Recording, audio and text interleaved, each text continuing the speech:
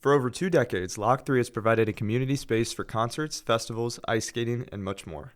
Located in the heart of downtown Akron, its proximity to local businesses make it a convenient walk for many citizens.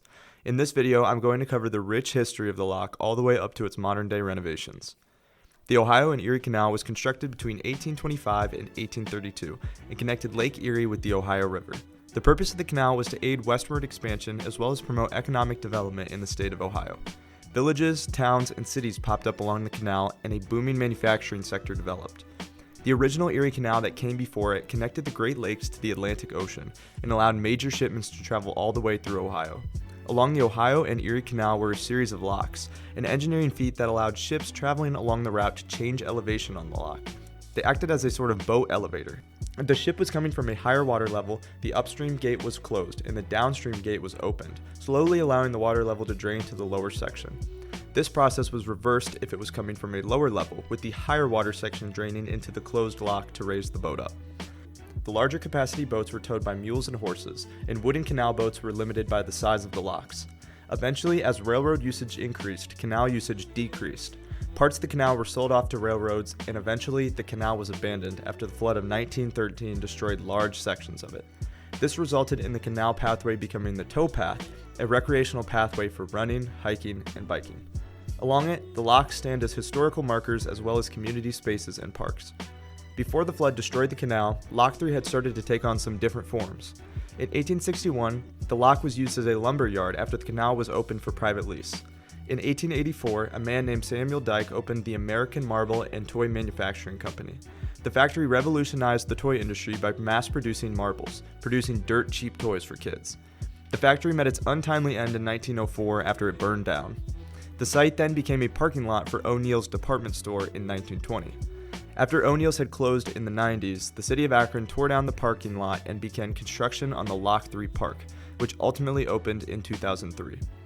Since then, there have been a variety of outdoor concerts and festivals there, with an ice skating rink taking over in the winter.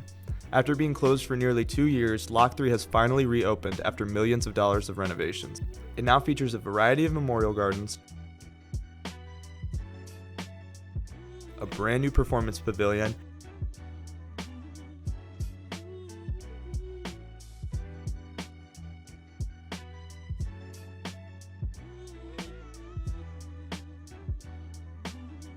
a quarter-mile walking loop,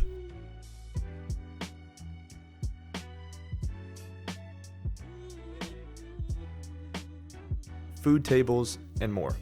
Located right next to the park is the Akron Children's Museum. While we were recording, train rides for the kids were passing us by.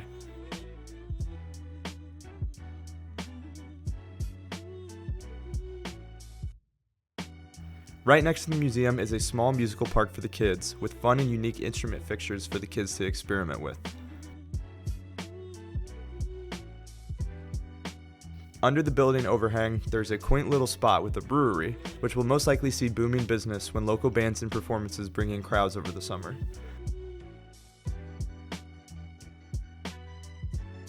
While we were over at Lock 3, we followed the canal to the connecting lock, Lock 4. Located right there is the back entrance to Crave, a high-end restaurant downtown. There is also a few beautiful murals at this lock, as well as a nice waterfall area. The large mural is entitled Axi Mundi and was completed in 2020 by artists El Mac and Eisborn of Los Angeles. The mural adjacent to it was completed in 2024, titled Urban Mirage, was created by Italian street artist Pita.